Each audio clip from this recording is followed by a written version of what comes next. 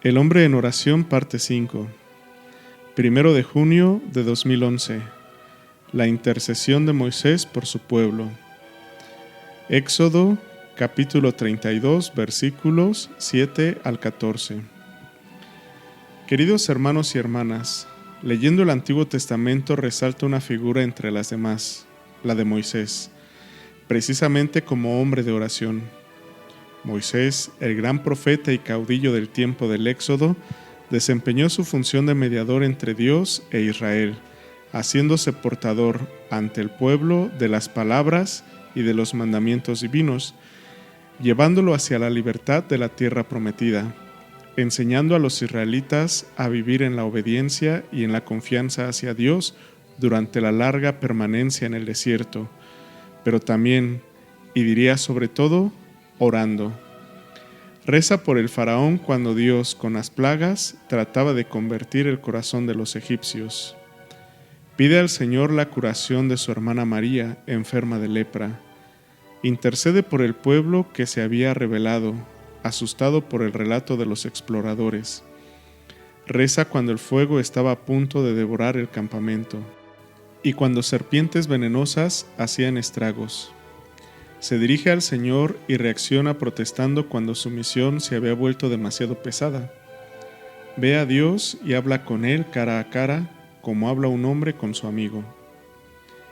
También cuando el pueblo en el Sinaí pide a Aarón que haga el becerro de oro, Moisés ora, explicando de modo emblemático su función de intercesor. El episodio se narra en el capítulo 32 del libro del Éxodo, y tiene un relato paralelo en el capítulo 9 del Deuteronomio. En la catequesis de hoy quiero reflexionar sobre este episodio y en particular sobre la oración de Moisés que encontramos en el relato del Éxodo.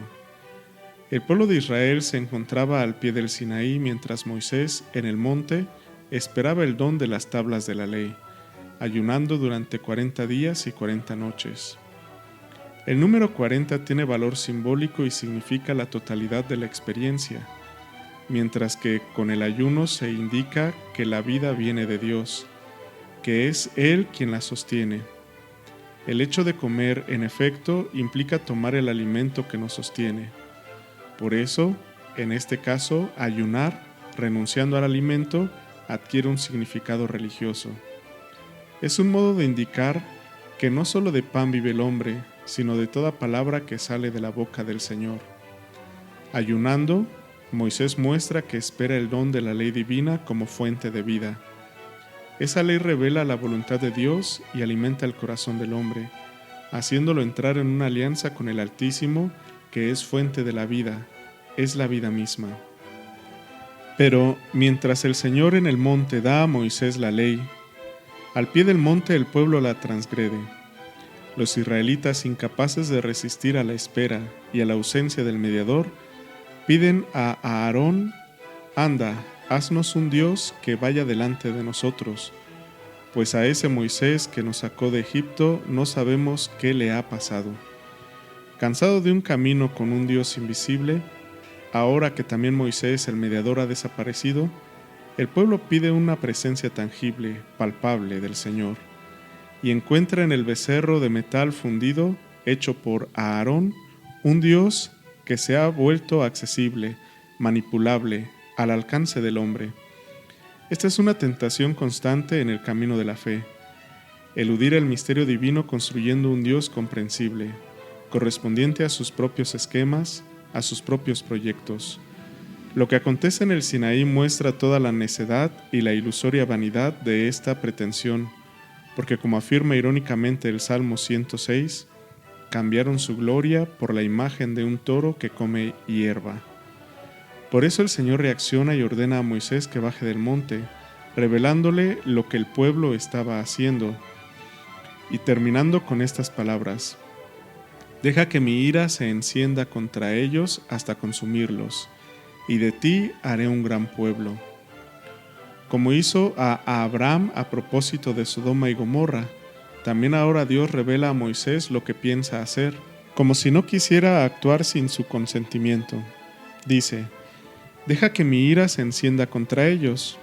En realidad, ese "deja que mi ira se encienda contra ellos" se dice precisamente para que Moisés intervenga y le pida que no lo haga, revelando así que el deseo de Dios siempre es la salvación.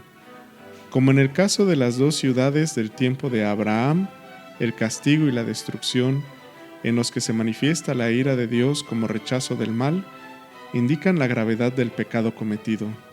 Al mismo tiempo, la petición de intercesión quiere manifestar la voluntad de perdón del Señor. Esta es la salvación de Dios, que implica misericordia, pero a la vez denuncia de la verdad del pecado, del mal que existe, de modo que el pecador, reconociendo y rechazando su pecado, deje que Dios lo perdone y lo transforme. Así, la oración de intercesión hace operante, dentro de la realidad corrompida del hombre pecador, la misericordia divina, que encuentra voz en la súplica del orante y se hace presente a través de él, donde hay necesidad de salvación.